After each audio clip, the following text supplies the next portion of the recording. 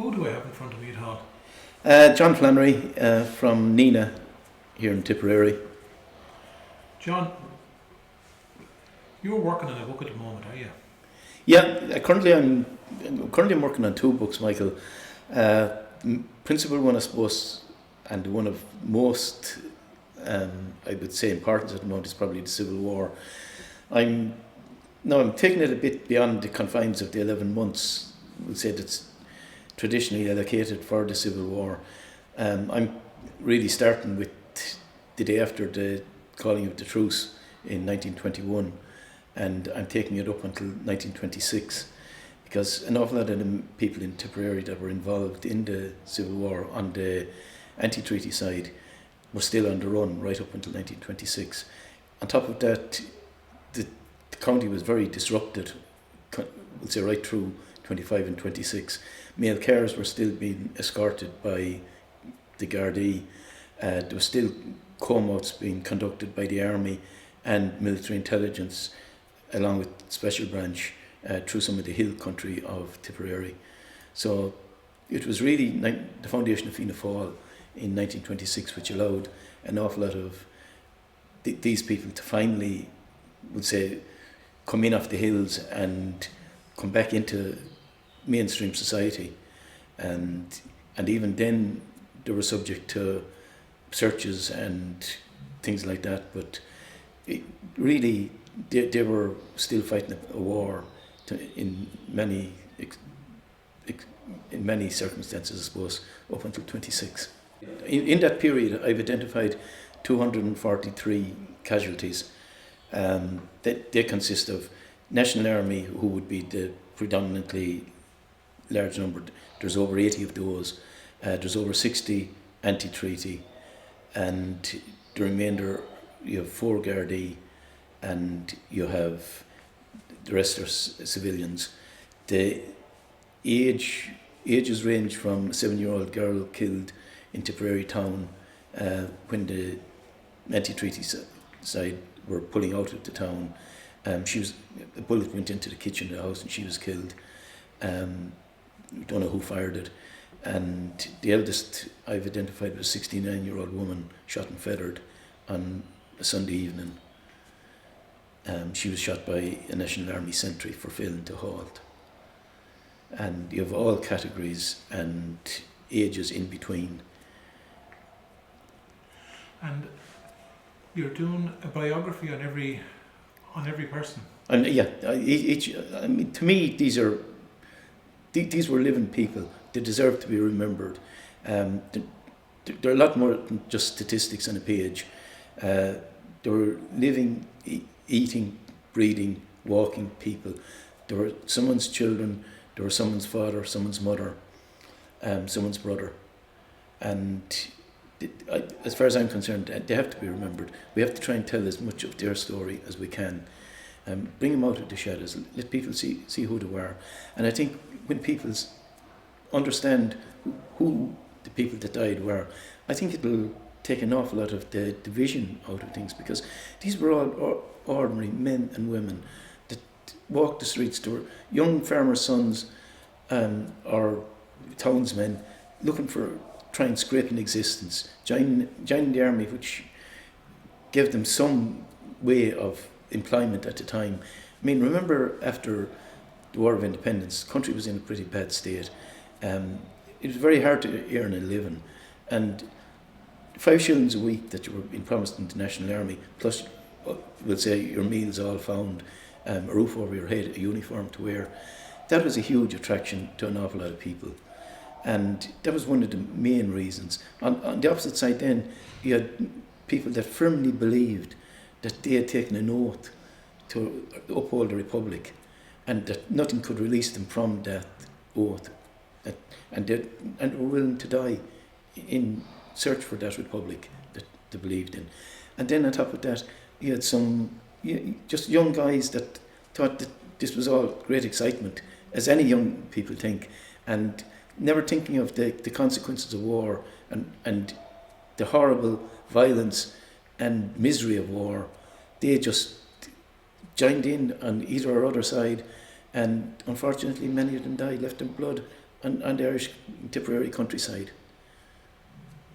And were most of the people were the Tipperary men? No, there's those that died in Tipperary. There's a huge geographical spread. You've Dublin, you've Kerry, you've Wexford, Kilkenny, Cork, Limerick. You've people from all over, basically.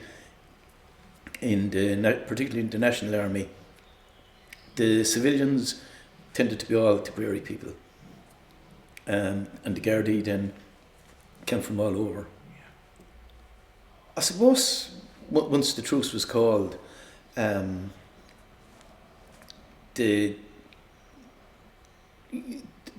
still had violence going on against RIC men. Like in Nina, there was windows of RIC men's houses broken. Wives of RIC men were getting messages to get out of. Now, on top of this, there's an undercurrent the whole way through the period of land agitation and land grabbing, and that was bringing about a lot of violence. I mean, once December 21 came, from December 21 up to June and the outbreak of the Civil War, I would say the whole of County Tipperary was in an absolute state of anarchy. You had people being killed in their homes, mainly due to land. You had people being forced out of their homes, and it was, you had banks being robbed, post offices being robbed.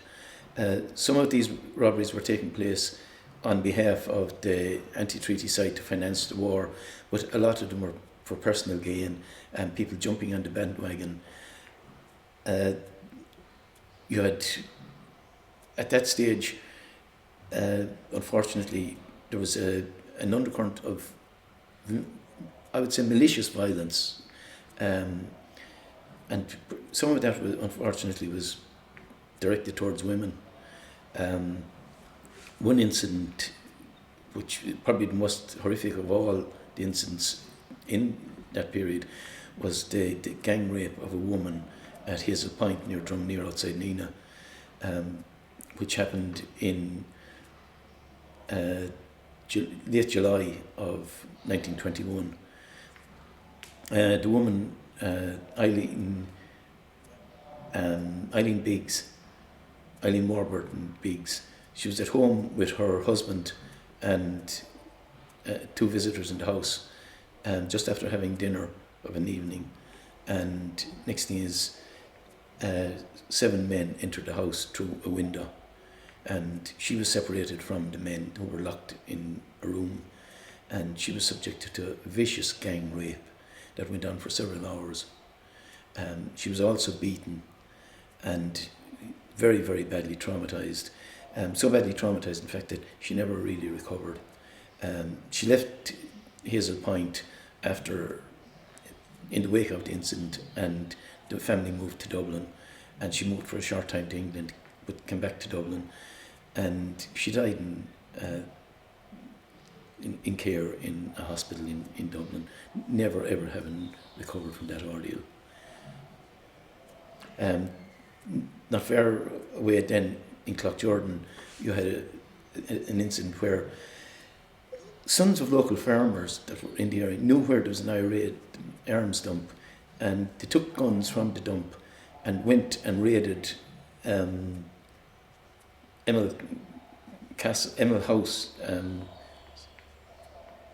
near Cloughjordan. It was owned by the Trench family. Now, the Trenches were away at the time, but the staff were still in the house. There was one man there, a gardener, and I think it was 6 or 7 women were there.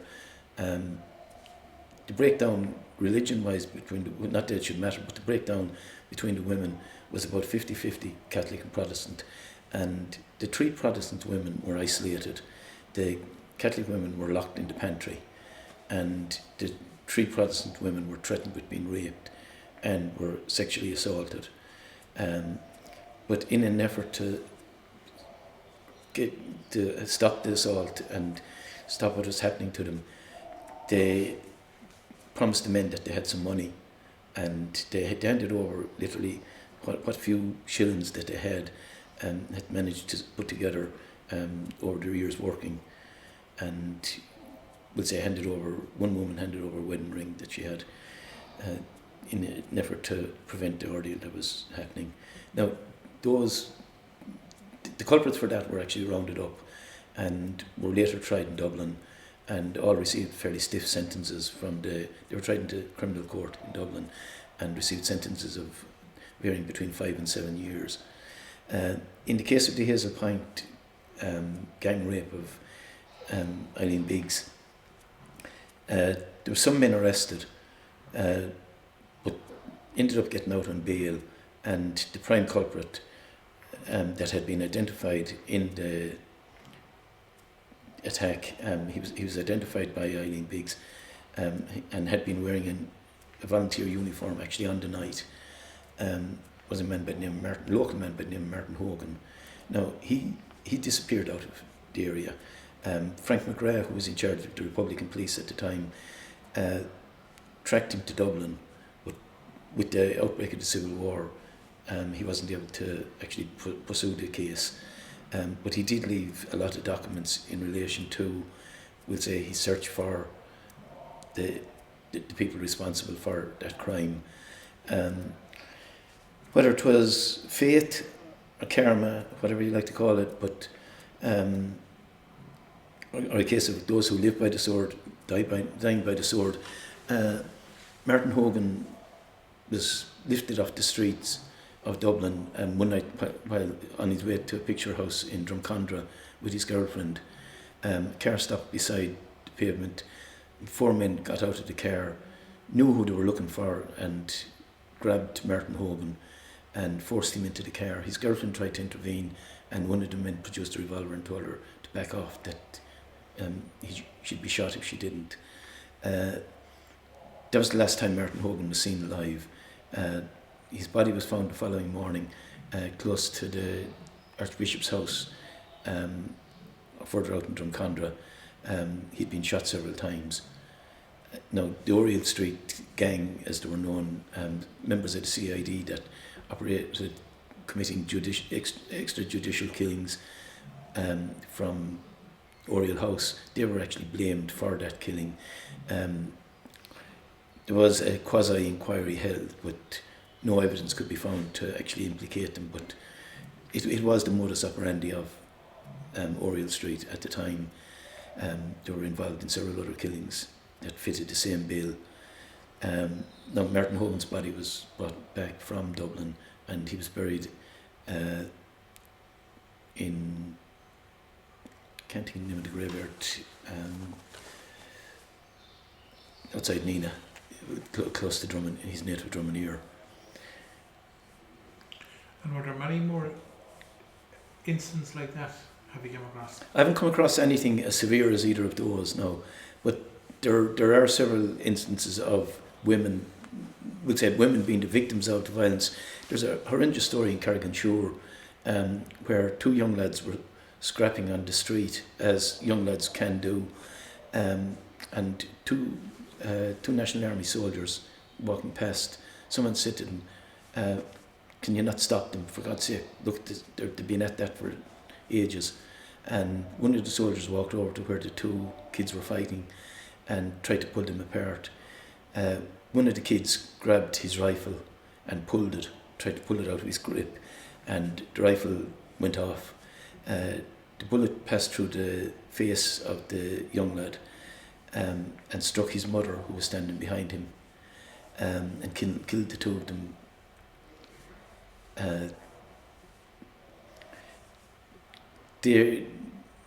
That was one case, we'll say, involving a woman. With another case in Cashel, the day that the National Army took over the town of Cashel, 3 soldiers walking up one of the streets in Cashel, and again, one of them discharged a rifle accidentally. They never stopped, never investigated whether the bullet had caused any damage, but the bullet had actually entered the home of a woman living on the street, and her husband came home, quite a young woman, 33-year-old woman with a 3-month-old child. Her husband came home that evening, opened the front door, and inside in the front room he found his wife dead, with the child lying in her blood. She'd actually been shot through the femoral artery and just bled out to death on the floor with no one to help her. In Roscrea we had a situation where the Tipperary County Surveyor had retired, and he was held in huge esteem by the people of Roscrea, and the local business people, his colleagues in the County Council and the local people in Roscrea held a testimonial for him and actually bought a motor car for the man. And shortly after he was presented with the motor car, he decided to make a trip to Dublin, and he took his friend and 2 wives to Dublin for the day. And at this stage we're up into the aftermath of the Civil War. We're in August of 23, and the county is still in a state of, we said, violence. There's checkpoints still everywhere, but that evening they're returning to Roscrea, and on the outskirts of Roscrea, just around where the golf club is now, they were stopped by a National Army patrol. According to the man involved, he said that he was way through the checkpoint. According to the officer, he said that the car refused to stop. Either way, the car drove through the checkpoint, and one of the sentries fired a shot after the car. Bullet went through the back window and killed his wife.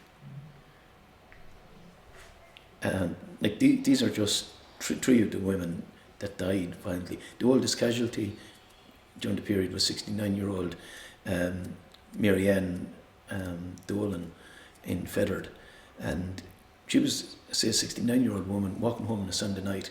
She had a hooded cloak with the hood up around her head, so possibly she didn't hear. She may have been hard of hearing, or the cloak just might have muffled her hearing. But a sentry on duty on the street called on her to halt, and she stayed walking. And he, obeying orders, which he'd been given that evening coming on duty, was to fire at anyone that didn't halt. And he raised his rifle and fired a shot, and the person just dropped. And he ran over to where the person was and found it was actually an elderly woman. He immediately called for a doctor and priest, but she was beyond help at that stage. And where are you finding all this source information? Some of it you find in military archives, some of it you find in newspapers, and some of it you get by word of mouth, and then you go hunting and you manage to piece a story together. So you're bringing life back to these stories. Half of them are forgotten, I'd say. Well, I'd say a vast majority. I mean, particularly a lot of the National Army privates. Most of those are lying in unmarked graves throughout the county. They're really the forgotten people of the Civil War. Many of them, eldest sons in families, elderly parents, they joined the army to support the parents, and following their deaths, usually it's the mother has gone looking for some form of compensation or pension for the person's death. And at the time, the average offer was £30. In most cases, there would be little change from a funeral for the £30 if they were to put a headstone on a grave. Consequently, you have a lot of these graves are unmarked. Their first offer would be £30. If you had the strength and the wherewithal to persist, you were then offered £40. If again you continued on refusing to accept the £40 and fighting for what you believed was a just amount, you were then offered £50. And again, if you persisted in your claim, you would probably get offered £70. And the final offer, take it or leave it, that's it, would be £100. Very, very few managed to hold out and look for the £100. There was a tragic story in Roscrea where 2 National Army men, one is Sergeant Byrne, the other Private Gunning, were killed at a place called Clonmel Big, and Sergeant Byrne was just after his wife had given birth to a child about 4 months before he was killed. Byrne died he was shot at the end of February of 23, and he died, I think, about the 2nd or 3rd of March. And in August of 23, the Garda superintendent in Templemore wrote to the Department of Defence in Dublin, saying that Sergeant Byrne's wife was living in total squalor and existing on the charity of neighbours, and asking her to please do something for the woman. She hadn't received a single penny compensation. She had received 3 weeks' pay in following his death, but after that she had received nothing. It had been just cut off, and she was living on charity. Same Garda superintendent wrote again the following June, saying that I wrote to you last August telling you that this woman was in dire straits. Her situation has since got no better. In fact, she's much worse. She's living in a one-roomed hovel from which she's about to be evicted, and she's going to be thrown in the streets. In the name of all that's holy, can you please do something for her? At that stage, he did manage to elicit a response, and there was a temporary amount paid to Byrne's wife to tide her over, and subsequently she did receive a pension. But it took an awful lot of work on behalf of people to get that few bob for her, which was the difference between her and her child starving and keeping a roof over their heads. And it wasn't even much of a roof. And there's another woman suffering as well. Yeah, exactly. One thing you touched on there, I suppose with the National Graves Commission, you would have had the Republican anti-treaty lads remembered, but the National Army lads often didn't have a headstone. No, the government did nothing in relation to I mean, they all got military funerals invariably, or almost all anyway. Would have got a military funeral, but that was it. Once the clay was thrown on top of the grave and the shots had been fired, the army marched away. Family were left around the grave and left to pick up the pieces. And in many cases, the few pieces were almost impossible to pick up because there was nothing to hold them together.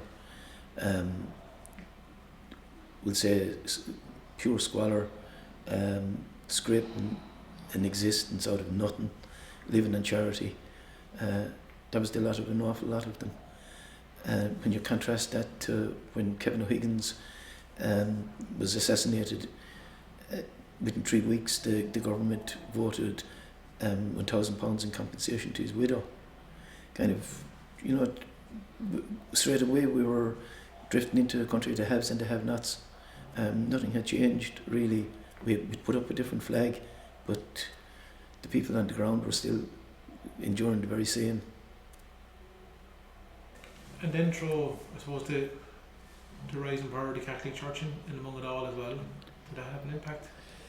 Well, the Catholic Church had a huge impact, I would say, in relation to the anti-treaty side. I mean, the anti-treaty men were probably the most religious of all the men.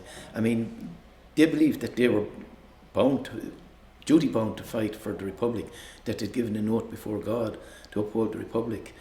And in many instances, that was the driving force behind what they were doing. They felt that they couldn't be released from that oath. And yet they found that the church, in many instances, was turning upon them. I mean, there's a case in North Tipperary where, of a Sunday morning, a column of anti-treaty men came into the church to attend Mass, and the parish priest who was saying Mass, or who was about to start Mass, refused to say the Mass and drove them out of the church and cursed them to hell and back and told them that they would never be welcome inside the doors of a church and that they were damned for eternity. Subsequent to that, the parish priest actually had a temporary barracks established in the area, and the men in that column who were operating in that area took this as a huge slur, that you had the men parading from, the National Army men parading from this temporary barracks to the church every Sunday and being welcomed by the priest, and he had invited them into the area to set up this barrack, which was set up actually in the home of one of the men that had been involved in the column.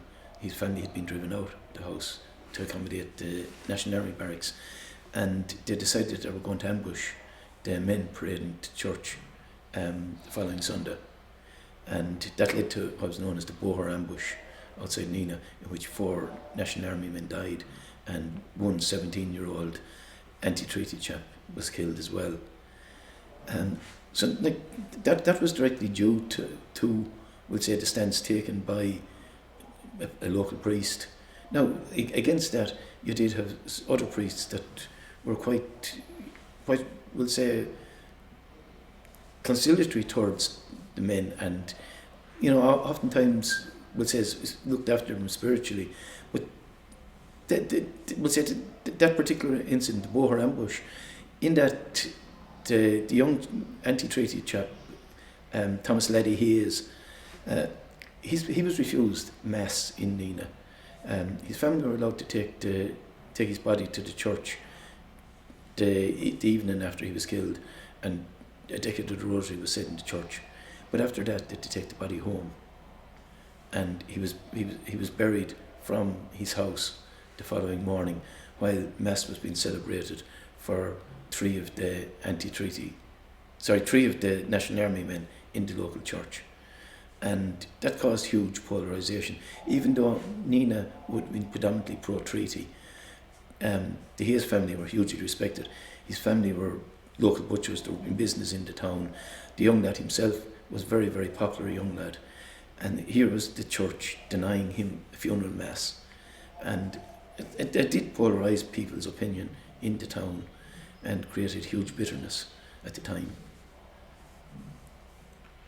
Someone was telling me yesterday that the friars here in Clonmel they welcomed the anti-treaty lads compared to the Franciscan friars here in Clonmel, and also the monks in Mount Melleray. They used to look after them as well.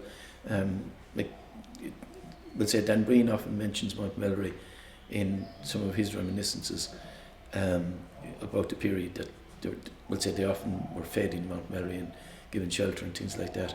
You see, the monks didn't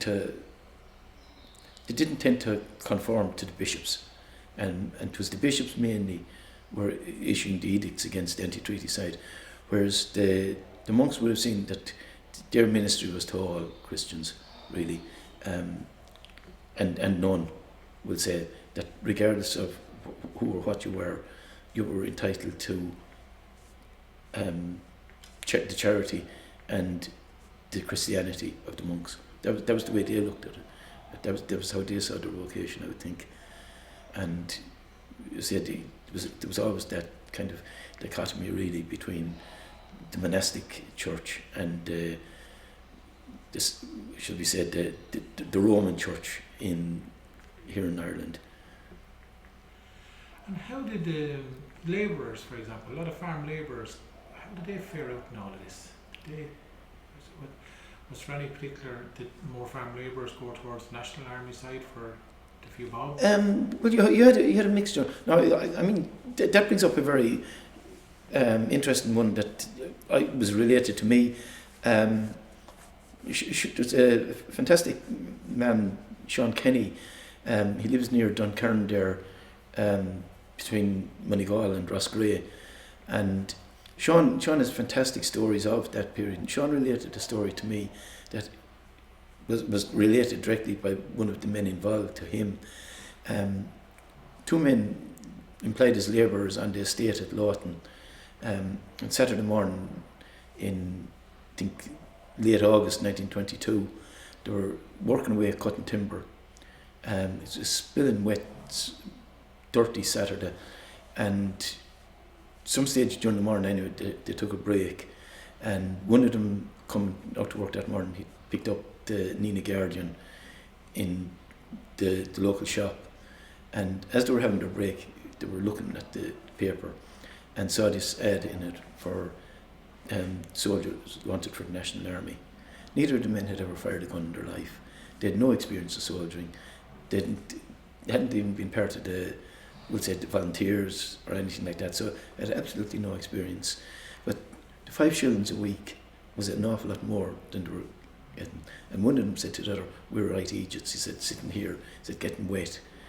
He said, "We could be above in Portlaoise," he said, "with fine, clean uniforms and a roof over our head and food in our stomachs." And he said, and the two of them just dropped the tools where they were, got up on their bicycles and cycled into Moneygall. There was a bus due sometime around midday heading to Dublin, and they left their bicycles at the local post office and told the postmistress that there'd be someone from home to pick up the bicycles. They boarded the midday bus for Portlaoise and got to Portlaoise sometime around 2:30, went into the barracks and joined up, and at 4:30 that afternoon they were in the back of a Crossley tender with a Lee Enfield rifle between their knees and had gone out on a patrol. So that gives you an example of, we'll say, what was attracting people into the National Army, the kind of people that were being forced by pure economic circumstances to go into the army, and the lack of training, which led to an awful lot of their deaths. There's a huge portion of those 89 National Army men that I've identified that either shot themselves accidentally or were shot by comrades. There's hardly a week goes by during the whole period then there's not at least one being killed. The very first National Army man I identified was shot at Castle Fogarty by his own gun discharging. He dropped his gun and it landed on the butt, and the bullet hit his bandolier, detonating 7 bullets that were in a pouch, which literally blew the chest out of him. Complete inexperience. Total inexperience, yeah. Total inexperience, lack of firearms training, lack of firearms handling. Purely economic. Yeah. That's a story we don't hear very often. You see, these are the forgotten aspects of the Civil War. We hear about the ambushes and the almost hand-to-hand fighting, we'll say, kind of the romantic side of it all. But there's nothing romantic about the Civil War. The Civil War was sordid, it was dirty, it was grim, and it left an awful legacy in its wake. And I think it, more so even than the War of Independence, it left a huge impact and mark on those that took part in it.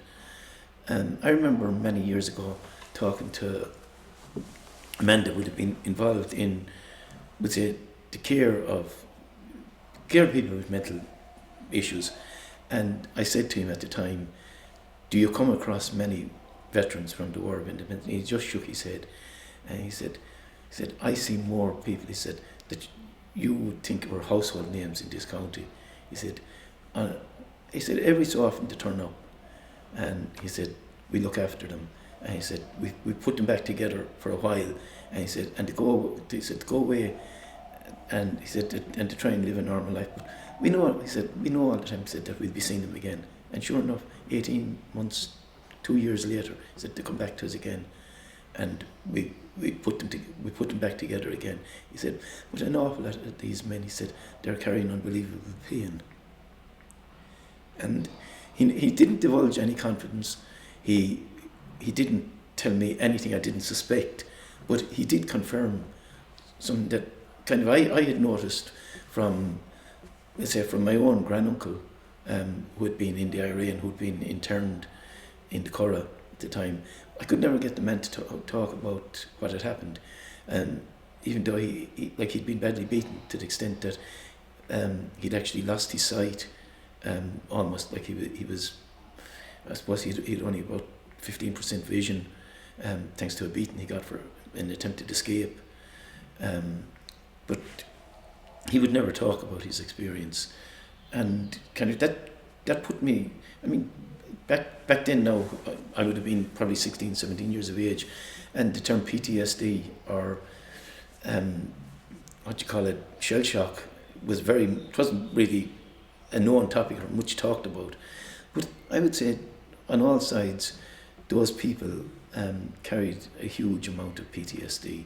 Like it had an effect on them, what they'd endured and what they'd been through, and what they'd taken part in. It left its mark on an awful lot of them. Some of them were fine, got through things, but they were the stronger ones. But there was a huge amount of them that this was raw, hurtful, lingering, tearing them apart to an extent inside. Thinking of friends that they'd left in ditches, friends that fell by their side, friends from previous days that they'd shot at. I mean, yeah, you'd want to be made of stone in ways, I suppose, for it not to affect you. How did they start to bridge that gap at all in the 20s and 30s? Well, I suppose the big healer really, and the huge credit due to it, has to be the GAA. The GAA was there. It was a neutral ground where people could meet. They could park the differences outside. Most of the time, sometimes it did come to the surface, and a swipe or a shoulder could have been given. There's a very interesting story told actually in relation to the Laois hurling team. One of the men that had actually fought he joined the National Army, and during the Civil War he came into a house near Abbey Leaks, and Lord Brady was actually in the house. Now he knew Lord Brady from both their IRA days, and he said to Lord Brady, "If I were you, I'd get out of here." And Lord Brady duly left. But years later, the same man was a member of the Laois hurling team, and Lord Brady was over the Laois hurling team. And I think Laois were playing Kilkenny in the Leinster Championship, but they took an awful hammering anyway. And at half time, they thought there might have been some changes in the team, something might have been done. And Brady said something like, "Go out, lads, and keep it up." That was as good as he could offer them. And they went out anyway and suffered literally a horrendous beating. And this guy was coming off the field after anyway, and someone said to him, "I'm sure there was nothing you could do on the day." He said, "No, there was nothing I could do today." He said, "But there was a day I could have." He said, "I should have shot Brady." And he said, "We might have done better." So like that's let's say one of the funny aspects of the GA, but the bridge building it did have. But there was an awful lot of men that did try and, we'll say, build bridges, and particularly Michael Joe Costello, who was one of, would say, during the War of Independence, he was very rapid. During the Civil War, he was very rapidly promoted. For a 20-year-old young lad, he was a lieutenant very early in the Civil War, and subsequently he stayed in the National Army and rose to be lieutenant colonel, or I think it was colonel. No, sorry, he was general. He was appointed a general in the National Army, but he did tremendous work to try and build bridges in the wake. Like, I mean, he actually took a surrender in the wake of the Town Duff ambush, which left two of his comrades, probably the most senior officer after Michael Collins that was killed in the Civil War, Commandant General Austin McCurtain, who was in charge of the 3rd Southern Division. He was in the engagement that he was killed in, and that Jack Collison, who had been in charge of the flying column in Tipperary, was killed in, and Dewart Pole badly wounded. They would have been the 3 senior officers above Michael Joe Costello, and they were after being shot. McCurtain and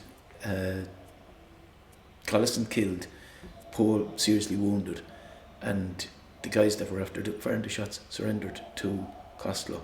Now Costello made sure that none of those men were harmed, even though the men under him, their blood was high, because only an hour beforehand another of their friends had been killed, and they'd seen their commanding officers shot down in front of them. They wanted to take revenge on the guys that were after doing this and who had just surrendered, but Costello wouldn't allow it. Made sure that the men came to no harm, and in later years he became very friendly with nearly all of those men that took part in that ambush, so much so that he was actually the executor of one of their wills when he died. Now Costello, again, at a higher level, crossed the bridge as well, because De Valera appointed Costello in the wake of things to head up the Irish Sugar Company, and Costello was based in Thurles at the time, and anyone that had been a member of either side in the Civil War, regardless of which side you're taken, were given jobs. You could all, once you said you'd been out with the boys, you got a job as far as Costello was concerned. And his second in command, we'll say, in his sugar factory days in Thurles, was from the opposite side of the Civil War divide, man by the name of Conspain. And the two of them did absolutely everything they could to bridge the divide that was there, and were very successful in doing that. So much so that, we'll say, you had men from both sides signing pension applications in Tipperary. We'll say, when the whole Pensions Act had been broadened out, that, we'll say, the anti-treaty side could apply for pensions as well as people that had service in the National Army. But at that point, you had Sean McCurtain, who was a solicitor in Nina, signing pension applications for men like Paddy MacDonald, who had been the commander at the Boer ambush, in which 4 National Army men had been killed.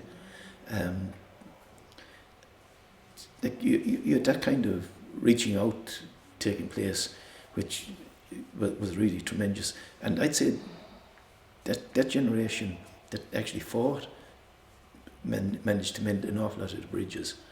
A lot of the bitterness resurfaced in later generations for some reason. But I'd say the men themselves that had faced each other in battle, they put an awful lot of what they'd been through behind them.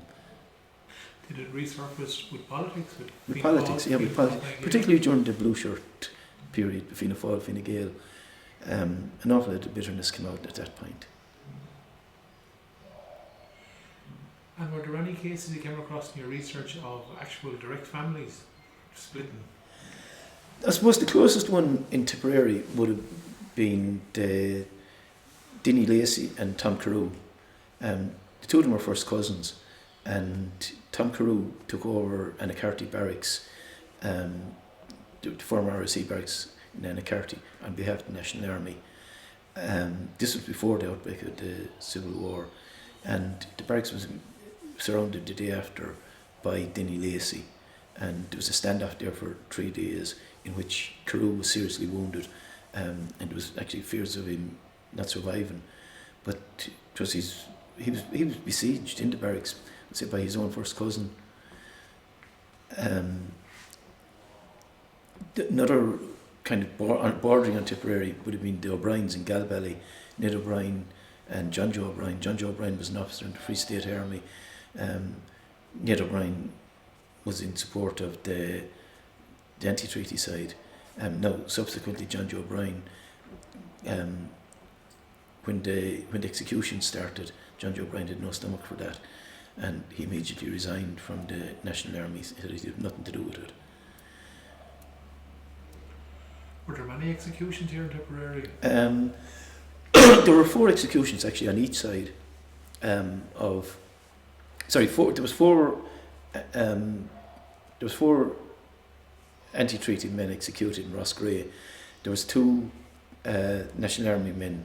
There was 3 National Army men executed, and there were 4 civilians executed by the IRA. In Rossgrey, the 3 of the men had been captured in Borsallee. They took the mail from a mail car for censoring and subsequently captured. Again, the Catholic Church figures very much in that one, in that they were initially taken to McCann Barracks, what became McCann Barracks in Templemore, and they were tried by a military court and sentenced to death. Now, Bishop Herty, who was the Archbishop of Cashel at the time, ordered the clergy in Templemore and the diocese generally not to administer rites to the men in the hope of saving their lives, because he believed that the Free State would not shoot men without being prepared for death. And he believed that this was a way of saving their lives. However, Dick Mulcahy contacted Dick Mulcahy was Minister for Defence. He contacted Bishop Fogarty, who was the Bishop of Killaloe, and asked Fogarty had he any objection to having men being given the last rites and being executed in the diocese.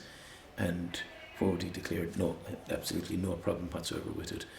And the prisoners were moved from Templemore to Roscrea, and Bishop Fogarty appointed a Father Maloney in Roscrea to attend to the men's spiritual needs so that it could be executed.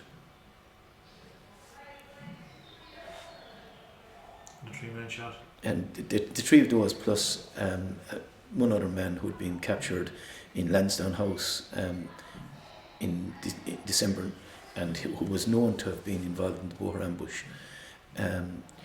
Now, other men had been captured previously that had been involved in the Boer ambush, but when they were captured, they either didn't have arms with them, or they were captured prior to the proclamation saying that anyone caught carrying arms could be executed. Paddy McNamara and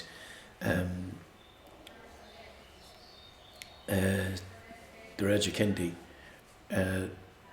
were both captured in Lansdowne House, and both had rifles with them. Now, both were sentenced to be executed in Roscrea, but one of the soldiers in Roscrea recognised Kendi as having been present at the Boer ambush, but having put a tunica on one of the National Army men that had been shot in the femoral artery, and had saved this man's life. And he went to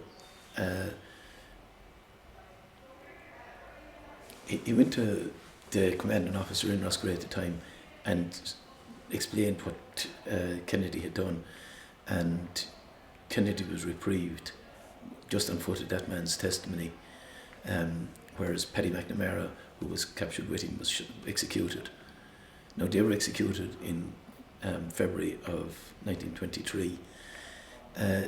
You had 2 men who were travelling from Roscrea to Clonmel here, Lieutenants Cruz and Conlon, and they were captured somewhere between, they were held for about a week and executed. And you had 4 civilians that were shot as spies. You had a sergeant in the National Army as well, who was on his way to visit his sister. He was a Kilkenny man heading to visit his sister. He was only married about 6 weeks, and his wife was living in Carrigan-Shore, and he was captured and shot just outside Clonmel here, at near Clearahan. And then up in North Tipperary, you had 2 men, one of whom would have been termed, would say, a person with special needs, executed as alleged spies. And here in Clonmel, you had a young chap, I think he was 19 years of age, again, who was known to have special needs. He was executed. He was taken from his home on the anniversary of his sister having been killed in Kilcash by the IRA at the time, in an attempt to capture this lad during the war, at the end of the War of Independence, July 1923. It was the day before the truce. They were living in Kilcash, and the anti-treaty guys decided to break into the house despite Dinny Lacey telling them not to, just keep watching the house. and there was a bucket of water thrown on top of them from upstairs, and one guy fired a shotgun through the window and killed this 15-year-old girl. Her name was Dylan, and on the very anniversary of her death, the family at this stage moved into Clonmel. They came back for her brother, even though the truce was, we'll say, the truce was now in force, and what had happened during the War of Independence should have been parked. I mean, if they weren't dealt with, if they were spies and they weren't dealt with before the War of Independence, they shouldn't have been dealt with after the truce. That's my contention anyway. I mean, a truce either means it's a truce in all respects or not. But anyway, they came looking for her brother, this Dylan chap, and he was subsequently found in Fethard, in a shallow grave, having been shot dead. They also at that time took a man by the name of Brophy, an ex-soldier from Irishtown here in Clonmel, and he was found in November. He was taken in February of 22, and his body was found in November of 22, again in Clearahan, having been shot. I mean, there's nights that I'm sitting at the computer writing this stuff, and I just have to pack up and walk away and take 10-15 minutes away from it. Even my wife has said to me on occasion, she said, how do you deal with that misery? But it's a story I think that just has to be told, and I think it can be told without recreating the bitterness. I think if anything it can it can solve a lot of, because I think if people understand it fully and see what was happening and see the ugliness of it, and see that these were just ordinary people that breathed air like they breathed, that would bleed, that bled red blood the same as them, that were members of families like they are. I think when we look at it in those terms, we can park an awful lot of the bitterness that has lingered from the Civil War. I mean, I've spoken to people, and this is red raw with them. I've stood in front of rooms lecturing, we'll say, on that period. I put up a picture one night of a group pre-Civil War, and a woman in the front row just burst into tears. And I didn't know what I was after saying or what I was after doing, and it was only afterwards she said to me, the man sent her the photograph there, she said, he's my uncle. She said, I've never seen that photograph of him. I was on the phone a couple of months back with another woman, and she was talking about her father and her uncles, and a granduncle. And next thing is, I was talking away, telling her stuff that I'd learned, would say, and she has been telling me what she knew within the family. And next thing is, I just felt a choke in her voice, and next thing there was a sob, and she said, John, I have to stop. And we took a pause, but she ended up in floods of tears on the phone, and I was absolutely scalded and gutted that I was after kind of bringing this misery on the woman and reducing her to this. And I said to her, look, we'll talk again, and we left it. But I had to try to get into the car and drive to meet that woman the next time I went about talking to her. And first thing I did was apologise for having brought such upset to her. But I mean, she'd have none of the apology. She said, look, she said, you weren't to know, but she said, it's still here with me, she said, and she just put her hand on her heart. She said, it's still here. She said, it still hurts an awful lot. And families will carry that too. They do, what they do, you know. Especially when it's your own blood. Yeah, exactly, you know. And, you know, when you see that the way, we'll say, the families were treated in the aftermath of it, I mean, that, like, families struggled to put bread on the table because the eldest son was gone, or they struggled to hold on to a farm because they had no one to work it. I mean, again, someone I'm very friendly with, Tom Toomey, who's done an awful lot of history in Limerick. Tom tells a story that one chap in Limerick will say fighting on the anti-treaty side was killed, and his brother, who kind of would have been lukewarm enough, but on the wake of the death of the brother, he just went hell for leather, was determined to avenge the brother's death. And it was an officer in the army came to him, and he said to him, "Look," he said, "your brother is dead." He said, "What's he dead for?" He said, look at how old your father is." He said, "Who's doing the farm here?" And your man said, "I'm doing it." And he said, "And if you follow your brother into the grave, who's going to do it?" And suddenly the brother realised that no, maybe this wasn't the way to go. But kind of, that's the way it was. No, at the same time, we talked earlier there about reconciliation. Liam Farrar would have been the senior officer in Nina. He'd been a member of the Galtee column during the War of Independence. Had actually served in Dinny Lacey's column during the War of Independence. He was on the National Army side. He was a National Army officer in Nina at the time Dinny Lacey was killed.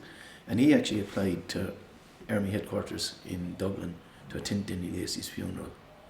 And he attended in Tipperary town at Dinny Lacey's funeral in civilian clothes. And even though he was known, and it was known who he was, no one said boo to him. That was the bond that was there between men. That he felt that he had to cross that divide that day and be at Lacey's funeral. Sean Gaynor, in the wake of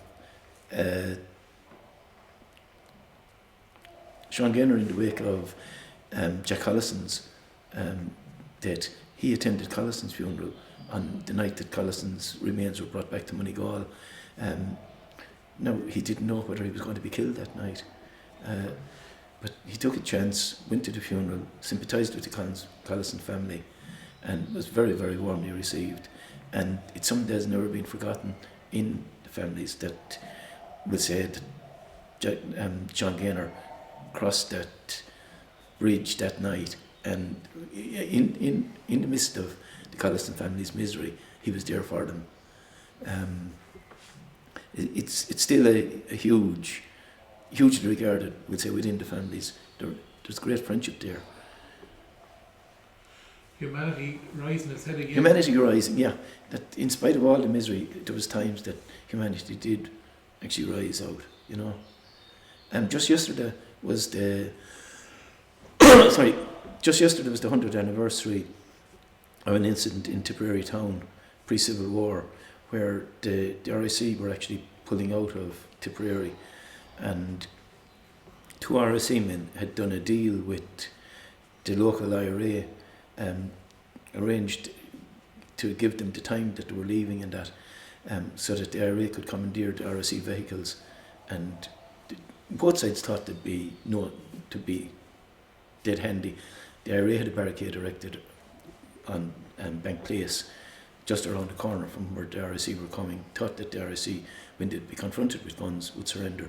But the County Inspector, Gil Oakley, wouldn't surrender, and he opened fire on, even though they were caught in a death trap, but he opened fire on the guys that were holding them up, and we'll say a gunfight ensued in which there was two of the RSC men fatally wounded, but one of the bullets being fired hit a petrol tin mounted on one of the cars, and one of the RSC men was covered in petrol, in burning petrol. He was ablaze from head to toe, and an IRA man ran from cover and dived on top of him and smothered the flames with his own body and by rolling him on the ground. And there you had extreme humanity coming to the surface, and that action of running out, both sides stopped shooting when they saw what was happening, and that finished the confrontation. Now, it didn't finish it in time to prevent the two RSC men being shot and who subsequently died, but that to me showed that despite all the fighting, all the battles, there was still a huge degree of humanity within some of these people, and that were willing to risk their own lives, we'll say, in a situation like that. And where did the RIC fit in that period, actually? Did they just disappear?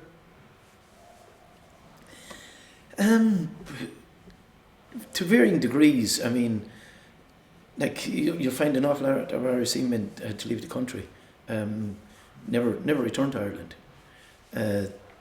You had other RIC men that lived on in the community without any, and we'll say the closest experience for me is Nina. I would say one, you had the case of Jack Moran, a policeman from Terryglass outside Nina, based in Castlerea in County Roscommon, and in 1920, Sean Bergen from Nina, who was the OC of the Flying Column in Roscommon, South Roscommon, was killed in Loughlin. The famous song "The Woodlands of Loughlin" talks, we'll say, is about it really, about that incident which he died in. But word subsequently filtered back to Nina that, and I should say wrongly so, that Moran had been involved in the death of Sean Bergen. I mean, Bergen and the other men that were killed in Loughlin, they were killed by the Northumberland Regiment. It had nothing whatsoever to do with the local RIC. It was a call out by the army in which they had been killed. But anyway, the word came back that Jack Moran was involved in the death, and when he was demobilised, he went straight in. That he was told, like the family had been told, if he appeared in North Tipperary, he'd be killed. And in 1928, his father died, and the day of the funeral, the IRA called to the house in the belief that Jack Moran was there looking for him. And they stood outside the church in the hope that he would appear. Now, contrast that with, there was a sergeant, Sergeant John Igo, an RIC man in Nina, and he lived on until his death in the late 1950s in Nina. No problem at all. His family ended up, we'll say, having a poultry business, selling eggs and selling turkeys and geese and chickens and that, and they had no problem whatsoever. In fact, Sean Gaynor, who we'd mentioned earlier, Sean Gaynor had put an order out that under no circumstances was John Igo to be harmed. Igo had gone against his own senior officer in a court case in Nina, where Michael Gaynor was being tried for a membership of an illegal organisation, and Igo had we'll say the local district inspector had given evidence that he should be jailed, and etc. etc. And next thing is, Igo took the witness box and said that he knew the Gaynors and that they were a good family and a very popular family in the area, and that he believed that the young lad might have been led astray, but that he was a sound young fella.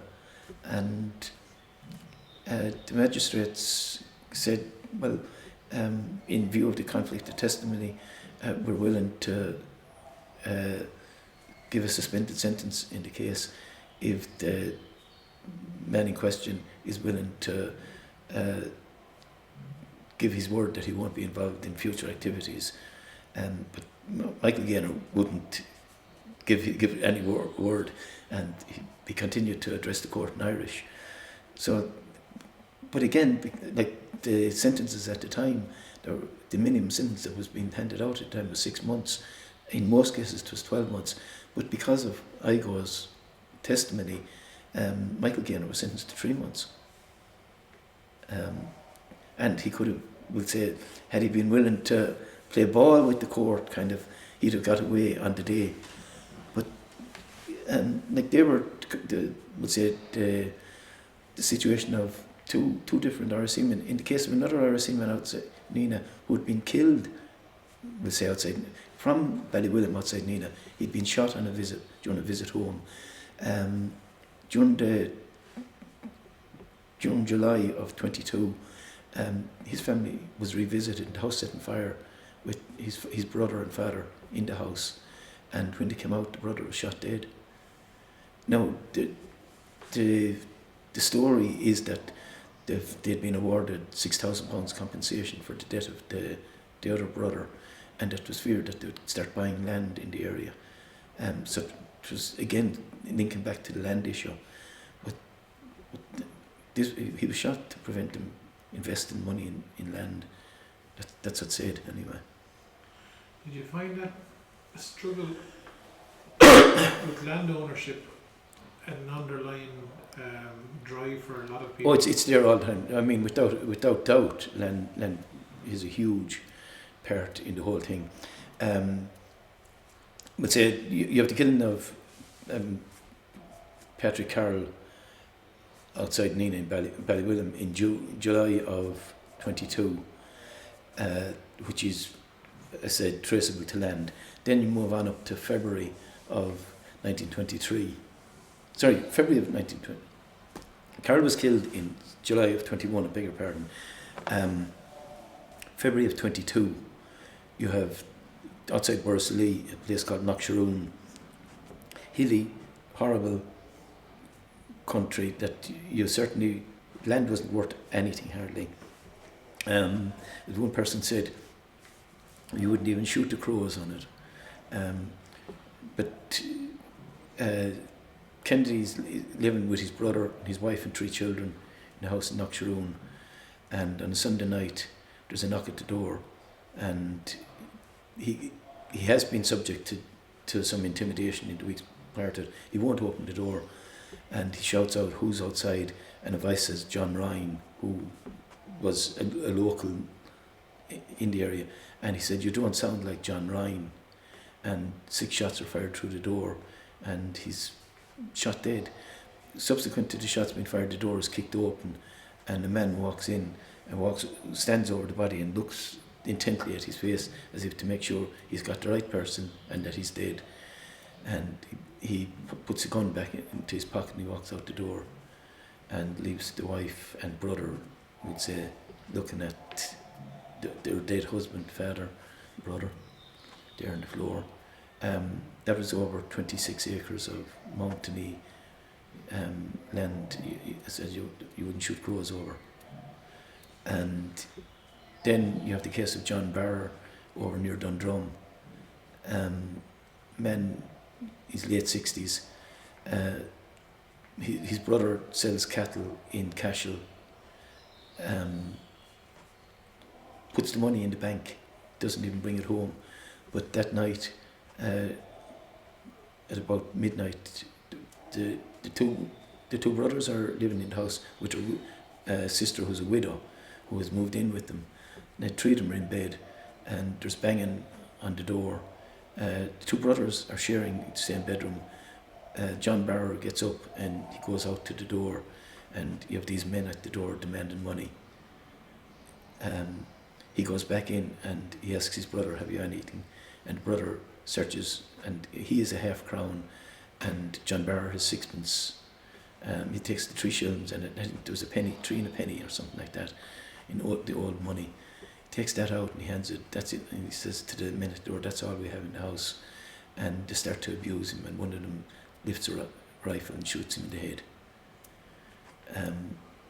The sister and the brother drag his body back into the kitchen, and 3 months later they sell up the farm and move.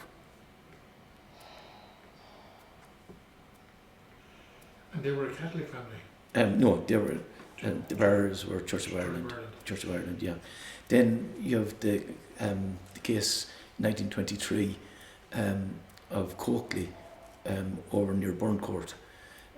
Coakley had bought land from Lord Lismore. Now, 40 years beforehand, a family had been evicted for not paying rent for 3 years during the land wars. but the family had been evicted from there. They still believed that the farm was theirs. Even though Coakley came in, we'll say, having no knowledge of what had transpired 40 years earlier. But all he's interested in is breeding horses. Now, he's horses hocked, his fences knocked, some of his horses driven, his sheds on his land burned. He's constantly subjected to intimidation. And eventually, in 1923, he comes out to bring in some of his horses at 5 o'clock in the evening, and he's shot dead. The story is that he was shot dead by a local man who had been a member of the British Army during the First World War, who was given a bottle of poteen and 10 shillings and told that Coakley was interfering with children and that he needed to be got rid of. And this man takes the money and the revolver he's given as well and goes and shoots Coakley. There was no truth whatsoever in the stories that the man had been fed. Would say, I mean, Coakley was just an ordinary farmer going about his business. Unfortunately, had taken land that the family, but even though the family had been resettled in County Limerick with more land at the time, they still believed that this land in Burncourt was theirs. Coakleys and Barrers are the only ones I can definitely say, yeah, those did. There was an Adam O'Brien at Clough-Jordan who also sold up. But those three now would. Of course, you had also the burning of, would say, some of the big houses. Say, namely Lord Donnelly's. I mean, Donnelly didn't leave though. Donnelly tried to rebuild the house, and the family stayed there until the 1960s. But that was an attempt. I mean, even the last, we'll say, Lord Donnelly to live in Dalla, he tells a story in his biography that he was at Nina railway station one day, getting the train to Dublin, and one of the CE men, porter working in the station, came up and was chatting to him, and he said to him, I was one of the men, he said, that fired at your father. He said, we were told at all costs to drive him out. But he said, we had nothing against the man at all. No, we fired, he said, but we never intended hitting him, we weren't going to hit him. But we had orders to drive him out. The land was supposed to be divided. Now, the bulk of the Donnelly's estate had been divided years previously. Over 3,000 acres had been divided, and they'd held on to 1,000 acres. But at the time, there was a determination to have that divided as well. In fact, there's a very funny story told in relation to one of the volunteers at the time, a man by the name of Janet Murphy.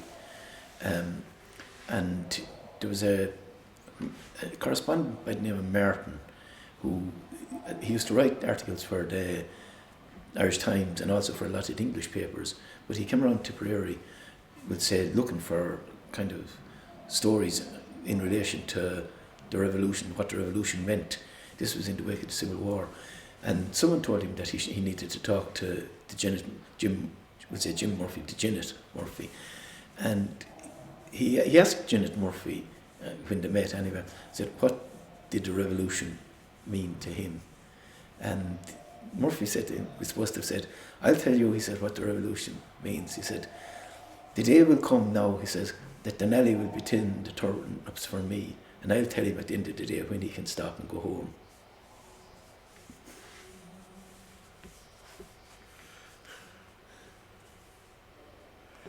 That day didn't come, did it? That day didn't come, no, it didn't. And I don't think poor Jim Murphy ever would say he was no better after the wars, but I mean, he fought in both the War of Independence and Civil War. I don't think Jim's lot was any better at the end of the Civil War than it had been before. he ever took up a gun, you know, and he was probably one of the staunchest of all the volunteers, and lived through an awful lot. That's a sad part of the whole thing, isn't it? Isn't it? Yeah, it really is, yeah. Yeah. You can look at various aspects of the result of the Civil War in terms of division of land and things like that, and we'll say the immigration that followed the Civil War. But I firmly believe that the part of Tipperary that fared out worse in the wake of the Civil War is Tipperary town itself. I mean, if you look at Tipperary town economically, it is way, way behind any of the other towns in the county. You look at Clonmel, you look at Thurles, you look at Nina. They're all streets ahead, I would say, of where Tipperary town is economically. And from what I can see, and from talking to people, many others, particularly in Tipperary town, believe that the suppression of Tipperary economically was almost a little short of a policy in the wake of the Civil War. And that it was due to the stance of the 3rd Brigade during the Civil War, that they were seen as kind of hanging on when no one else was hanging on, this kind of thing. That it was felt, I would say, within government that the 3rd Brigade, would say, was the last bastion of this strong republicanism, and subsequently it was held against Tipperary town economically, and stymied the development of the town, I would feel. And were there businesses burnt in the town as well? Well, we'll say when the town was being evacuated by the Republican forces, the Cleves factory was burned, which was the biggest employer in Tipperary, and the military barracks, which was one of the biggest military barracks in the country, they were both burned, and that possibly had a bearing on things. I don't know. Have we recovered from that period in our history? I think we have, yeah. I hope we have, and I do think we have. I think the coming year will tell a lot. Hopefully we can tackle it better than we tackled the issue of the RIC, because that has been a total disaster. Other than where communities have, we'll say, here in Tipperary we've actually managed to do things quite well, I think, in relation to anniversaries bearing on the RIC, but nationally we've handled it very, very badly. Hopefully I think we can handle the Civil War somewhat better, and it's essential, I think, that we do handle it better. If we're ever to move on as a country and to have any kind of future, we need we talk about having a united Ireland. To unite Ireland, we have to unite ourselves first. And I mean, talking about a united Ireland in the context of a country is a fallacy. You have to unite the people. Before you ever unite land, you have to unite the people. You have the people on one track, having the one allegiance, would say, having empathy with each other. But if you want to have a united Ireland where the situation in Northern Ireland is just a direct reversal of what pertained prior to the Troubles, where you have the green dominating the orange, as opposed to orange dominating green, that's not progress. That's not unity. You have to unite the people, and then when you have the people united, well, we can talk about maybe a united country.